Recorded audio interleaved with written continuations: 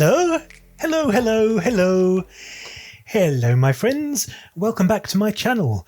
Today I'm going to be discussing the Borribles Trilogy.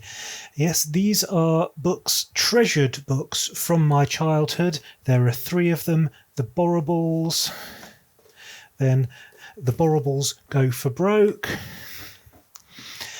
and finally the Borribles Across the Dark Metropolis. Now, these are books that I discovered when I was around 10 or 11 years old, and that is the perfect age at which to discover them. They are really, really good. It would be easy to dismiss them as children's books. They are classified as children's books. They appear in the library at schools, or at least they were in my school library when I was in primary school at the age of 10. And in fact, the author of these books, Michael de Larrabeiti, visited my school and signed my copy of the Borribles. That's his squiggle there. That is the Michael de Larrabeiti autograph. He sat down and talked to us about the books. Now, at the time, he had only written The Borribles and The Borribles Go For Broke. This book, Across the Dark Metropolis, had yet to be published. They're very, very grown up. They're perfectly readable for adults. They're an easy read. They're not long books, but the language in them is exquisite. In particular, de Larrabeiti's use of similes is it's outstanding. It's so evocative. You can smell London in these books. You can smell the breath of the Borribles. You can smell their cheesy feet. You can smell the fetid aroma of their dirty clothing. And you can smell the sooty stench of rotten cabbages and the general squalor of London in the 1970s and early 1980s when these books were written and when they were set. This is the Piccolo edition, published in 1983 by Pan Books Limited, and I'm giving you that information for a very specific reason. This version of the Borribles is the one you should read. If you haven't read the Borribles already, or if you've had the misfortune of reading a later edition of the Borribles, get this one. If you can, find it on eBay or Amazon. It's probably going to be secondhand somewhere. It'll be moth-eaten and dog-eared like my one. It doesn't matter if it looks ropey. As long as all the pages are in it, get this one, because later editions were edited. Yes, it's despicable, I know. I was appalled. When much later, in fact, pretty much in this millennium, I think, I discovered that they had made a one-volume edition of all three books in the trilogy. I immediately rushed out to my local bookstore and bought it. And I opened it up and started reading and was horrified that it wasn't just cut for length or for censorship reasons or any of that. It was actually changed. Key events in the book had changed. They had been rewritten, and I was appalled. So anyway, if you can find them in these editions, get them in these editions. Now, they have swearing in them. Not a lot of swearing, but some. There are lots of shits in it. There's lots and lots and lots of bloodies, which Americans don't even consider swearing, so that's okay. But in Britain, if you were 10 years old in the late 70s, early 80s, and you said bloody, that was like saying shit nowadays. It wasn't done, it wasn't polite. However, these are full of bloody, they're full of shits, and there are one or two fucks, I think, as well. I'm not 100% sure, I can't remember. I was never shocked by language, so those sort of things didn't tend to register in my little mind. However, I was conscious of the fact that these had very adult language in them for the time, because when Michael de Larrabeiti visited my school and we were all given the opportunity to ask him questions, I put my hand in the air and said to him, and this is an exact quote, "Do you ever get complaints from parents or teachers about the language in your books?" I was 10 years old and that was the question I chose to ask, and I'm still ashamed of myself to this day, because the question in itself has an implied judgment value. It implies that I disapprove of the language, which I don't, and I never did. I loved the language. I wanted more swearing. I liked the fact that I wasn't being patronised by the author. But the question that I asked, I was curious to know if there had been complaints, but the question I asked and the way I worded it implied that I disapproved. And he basically looked at me with thinly veiled contempt and just said, no. So there you go.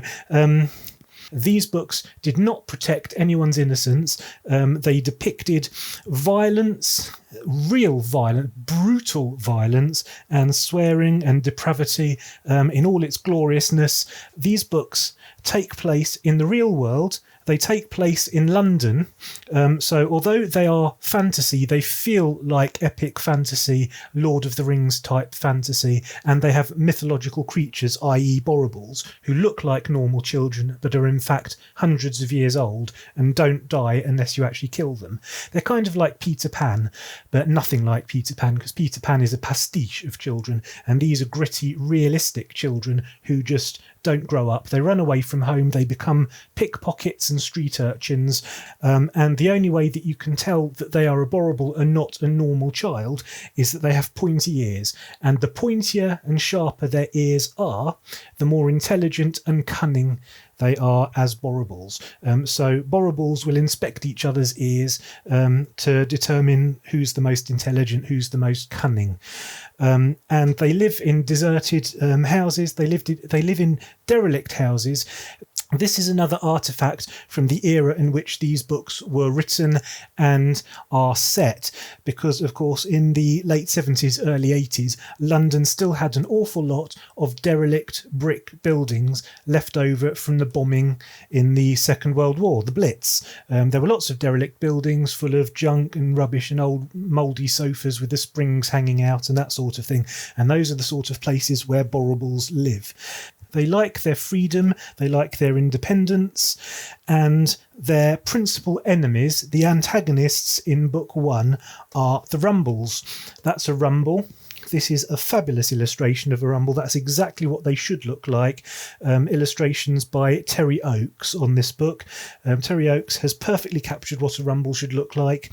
And the primary reason that Michael de Larrabeiti wrote these books, to start off with, his initial inspiration was a children's television series from the 70s and 80s called The Wombles, about cutesy, furry, rat-like creatures, stop-motion animated creatures, narrated by Bernard Cribbins, I believe, my beloved Bernard Cribbins, who is my favourite actor from the Railway Children. Michael de Larrabeiti passionately despised the Wombles. He hated everything about them. He thought they were patronising. He thought they were twee. He thought they were stupid Wombles. And so, because he was a rebel, a real rebel and an anarchist, he wrote an anti-Wombles story. And the Wombles became the Rumbles. And in fact, it even says on the back of the book, on the blurb at the back, it says, "The Borribles will appeal to sensitive Womble-lovers as much as punk rock does to Mary Whitehouse. Try the Borribles, warts and all, before they become a legend." So the Wombles and Mary Whitehouse were, I suppose, symbols of institutional patronisingness. He hated all of that. He was an anarchist, so he wrote the Borribles as a way of saying, fuck you, Mary Whitehouse, and fuck you, Wombles. And it's glorious. And also very anti-police as well. It's anti-everything establishment, especially anti-authority. This book doesn't so much go against the police, because in this book the primary antagonists are the Rumbles. But through this book, the Borribles go on what's called the Great Rumble Hunt, and they travel to Wimbledon, although of course in the book it's called Rumbledon. They travel to Rumbledon to assassinate the Rumble leaders and cause chaos and disintegration of Rumble society. And they do that successfully, but not without taking a lot of damage themselves along the way. So after the Great Rumble Hunt, the Borribles are stuck with, they pick up this horse along the way. I won't tell you how that happens, but they end up with a horse. They end up friends with this tramp. Generally, Borribles do not like adults, but they are friends with tramps. So they've escaped from Rumbledon. They've had a lot of near misses. They've taken a lot of damage. They've got a horse, and now what are they going to do? They've got to find somewhere to put this horse. And because of the events during the Great Rumble Hunt, the police are now onto them, even though most people still don't even know about the existence of Borribles. And if they hear about Borribles, they assume that it's a made-up thing like Father Christmas or the Easter Bunny. The police now know that the Borribles are real. The police set up the SBG, the Special Borrible Group. Now, this is an allusion to the Special Patrol Group, which was a controversial police initiative that took place around the time that these books were being written. The books, as I said, are all set in London. Each book has a London street map in the front. This is very much the kind of thing I like to see when I open up a book. I'm a fantasy book fan.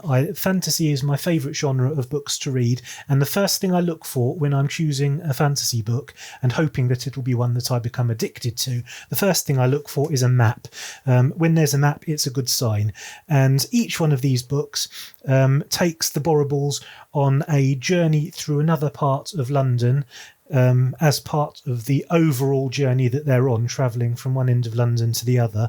And the beauty of these books, unlike fantasy books that take place in a fictitious world, in these books, because they're set in London, you can actually follow the map. You can go to the places that the Borribles visit. You can follow their route in the real world. You can actually go there. You can take yourself on your own private Borrible tour, which I did many times because I was a child who grew up in London. London was my manor. It was my city. The Borrible books were particularly exciting to me because I could actually, after reading about the adventures, I could go to the places where those adventures happened. And yes, I did like to believe that it was all real. The books, as you discover at the end of book 3, were possibly written by one of the Borribles, and I won't give any more away than that. That's probably too much of a spoiler as it is. But in that sense, it's nice. It's a nice thought for one to imagine that these books are actually real history and that these events actually took place, and you can visit the places where these events occurred. They are beautifully written, as I said. Michael de Larrabeiti's prose is so glorious, it just pours straight off the page into your imagination. It has a direct channel into your brain and makes you experience viscerally the events being depicted. You can hear the sounds, you can smell the smells. Everything is described so vividly, so accurately, and so imaginatively that it is impossible not to get completely caught up in the whole epic saga. And it is an epic, even though it's only 3 books and they're quite small books. The adventure itself is epic. By the time you get to the end of it, you feel like you've lived a dozen lifetimes. It's extraordinary stuff. And also quite tragic as well. There are some heartrending, some heartbreaking moments in these books. They have made me cry many, many times. They made me cry when I was 10 years old, and they made me cry when I was 20. And now I'm 45, and they still make me cry. Beautifully written. Fabulous, exciting adventure. Michael de Larrabeiti spins a marvellous yarn. I'm amazed that these books aren't more well known. I'm amazed that they haven't been made into films or a television series. I'm also very relieved that they haven't been made into films or a television series, because it would be shit. It would be very, very difficult to make these, and the main reason would be that people would try and dumb it down. They would look at them and go, children's books, this is modern children would not be able to understand these references. Modern children should not be hearing this sort of language. Modern children should not be seeing this sort of violence. So all the good stuff, all the best stuff from these books would get watered down. And also, the world has changed so dramatically since these books were written that the only way you could do these books justice would be to set them in the 1970s, 1980s time era. And People who make stuff for children generally don't like doing period pieces because they assume, wrongly, incorrectly and stupidly, they assume that children won't be able to relate to anything that isn't set in a time frame that they themselves have lived. If it is outside of their own personal experience, they won't be interested. I disagree. I was a child, and the things I loved most of all were things that happened outside of my own personal experience. But of course, the main reason, the final reason why I don't think these can be successfully adapted is it would be so difficult to find children of sufficient intelligence and acting chops to pull these roles off. So you could probably find them. It would be hard. It would be hard to find kids who could convincingly play Borribles and not just seem like kids playing Borribles. But the more I talk about it, the more I'm actually talking myself out of the idea that it couldn't be done. Maybe it could be done. Maybe it's time for a Borribles TV series. It would have to be big budget. It would have to be really, really high production values. It would have to be done to the same standard as something like Outlander or Game of Thrones. But I think, yes, the more I think about it, I think it could be done, and I think it should be done. It deserves to be done. The Borribles are in a class of their own, and they're completely unique as well. And the text says it all. The text on the back says it all. Try the Borribles, warts and all, before they become a legend. And that's all I have to say about that. Yes, thank you very much. I hope you enjoyed it, and I will see you in the next video. See you later.